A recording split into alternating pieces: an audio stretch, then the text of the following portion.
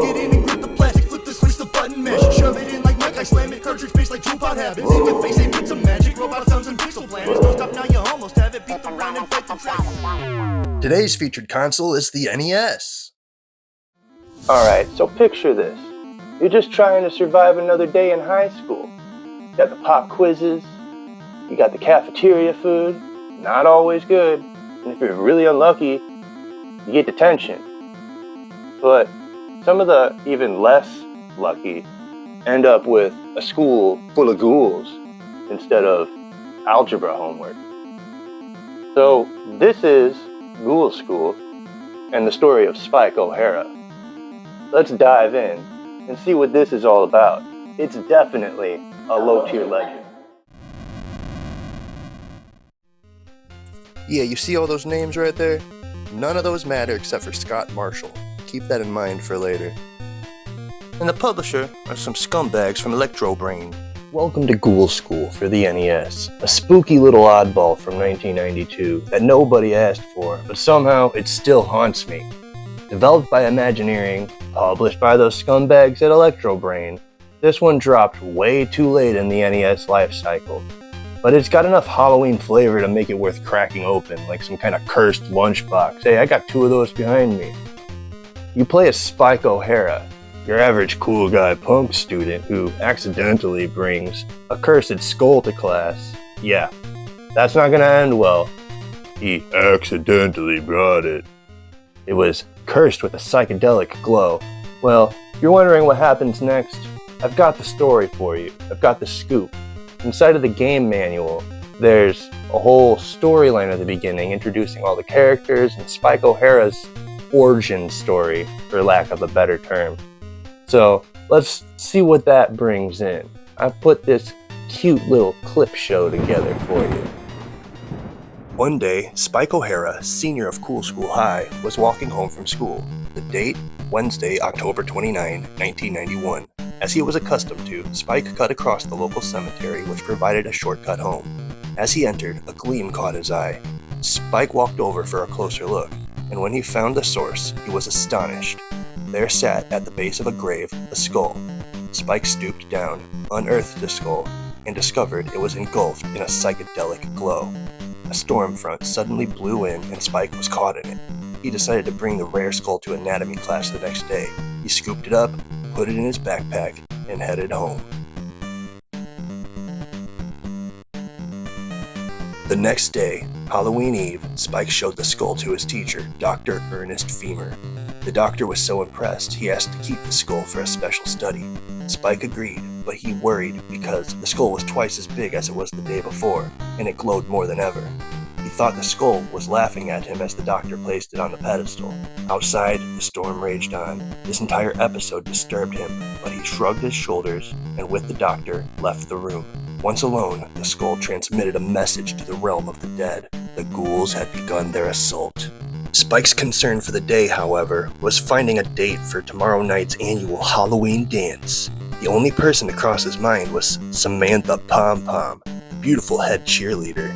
But alas, she had already been asked. To make things worse, she had a date that night with a mysterious, unknown named Frank. Oh, Frank. He was totally bummed out, so he slipped quietly out the building and headed home. That night, Spike dreamed of clouds darker than the coal dust descending on Cool High. He was haunted by laughter. He dreamed of ghoul teachers and a rescue of a girl. There was an immense bolt of lightning, a crash, a scream, and hurried footsteps. Shadows entered the school. Spike, at home asleep, heard or saw nothing. Spike awoke that Halloween morning to terrible news. His dream girl Samantha had been kidnapped, and she was last seen with a lumbering hulk in the vicinity of the school. She was being held there. Spike would go rescue her. By now, the school was enveloped by a glow. Spike watched football player after football player enter the school to attempt to rescue, but none ever returned. Reports rolled out about a haunted school. Spike watched the city's most popular exterminators pull out massive equipment and enter the school with it. They were the Spirit Ridders task force. They too, along with their equipment, never returned. If even the Spirit Ridders were not to return, then who would? Where was all their ridding equipment? Finally, Spike could sit no longer. Could there be a link between Samantha's disappearance and the activities in the school? It was time for Spike to take matters into his own hands. Spike braved the storm and entered the school. As he entered the school, a voice called out, "Come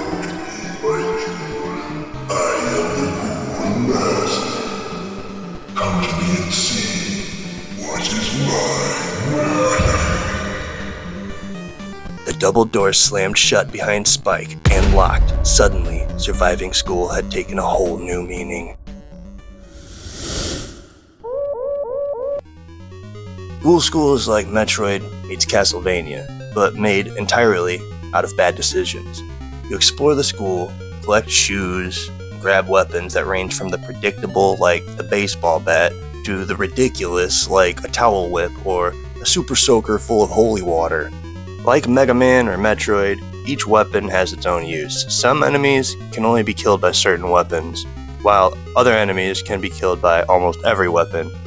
There's also a huge cast of creatures and enemies like Optic and Blinky, the Grouchy Gourmet and Quarter Pound, Dumbbell, King Cornea, Moss Top, Hands Off, Frankenstein's Monster, Ego, Green Gook, Grease Monkeys, Nibbles, Squeakies, Slam Dunk, Putrid, Medusa's Head, Parlez-vous, Spectres, Beethoven and Notorious, Cleanser and Sweeps, the Grim Reaper, Funny Bones, Bulip, Bonehead, Admiral Aorta, and Vents.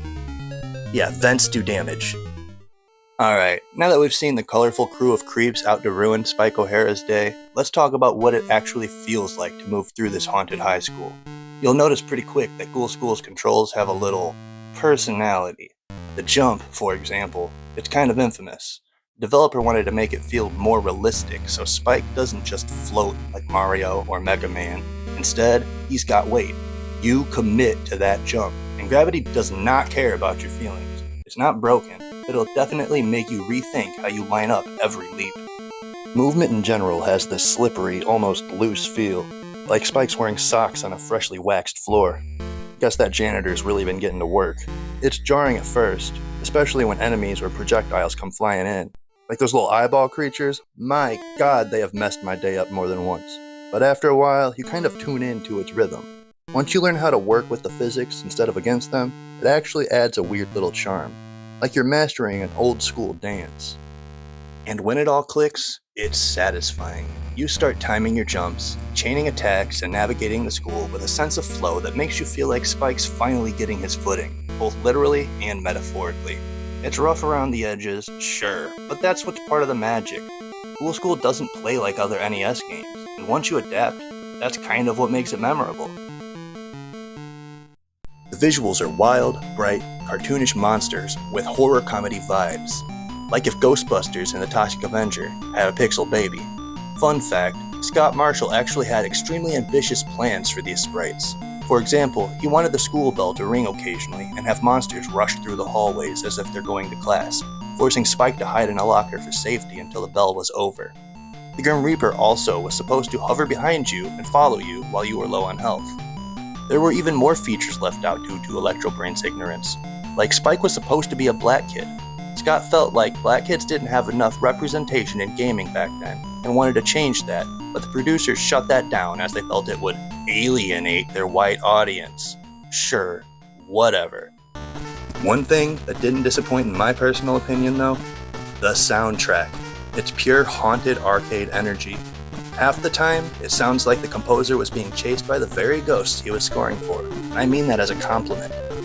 Ghoul School's soundtrack deserves way more love than it gets. From the second that first hallway theme kicks in, you know you're in for something weird and catchy, in the best way. The music rides this perfect line between spooky and funky, eerie enough to set the haunted high school mood, but groovy enough to make you nod your head while you play. That cafeteria theme gets me bobbing my head in an instant. My god, listen to this.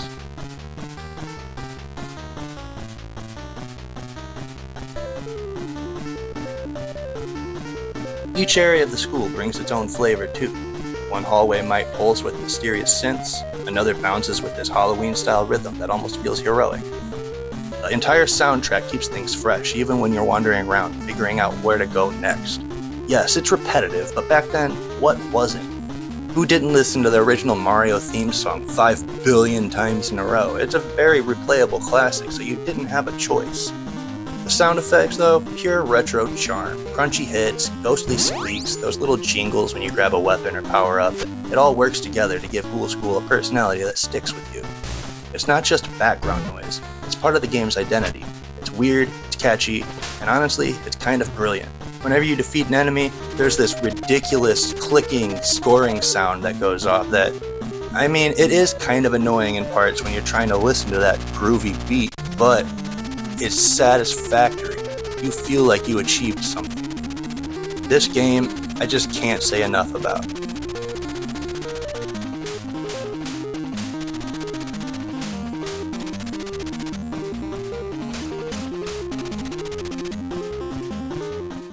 Is it good? It's not amazing, but it's a solid game. Is it unforgettable? Absolutely. Ghoul School is the definition of janky charm, a game that shouldn't work, but somehow earned your respect just for trying. It's a time capsule of that early 90s weirdness, when developers were throwing ideas at the wall just to see what stuck. So, yeah, Ghoul School might not graduate with honors, but it definitely deserves a spot in the low-tier Legends yearbook. I'm Scrubby Dubby, and remember, some games are bad, some are broken, and some are beautifully haunted. On a scale of 1 to 5 squeakies, I'm gonna give this game 4 squeakies. But don't let that 1 star deter you from playing this game. Ghoul School is only a 3-hour playthrough if you're lucky. It's not overly complicated.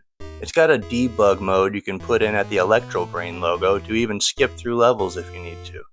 The controls are adaptable, the scenes are fun, the characters are fresh. There's not much to complain about in this game except for it's lacking. It feels a little bare sometimes. The hallways repeat over and over. There's no map. Maps were invented. They exist in video games back then, but they didn't include one here. But otherwise, it's a fresh playthrough, and I highly recommend it. This has been Low Tier Legends with Scrubby Dubby. There's good games out there. You just forgot about them.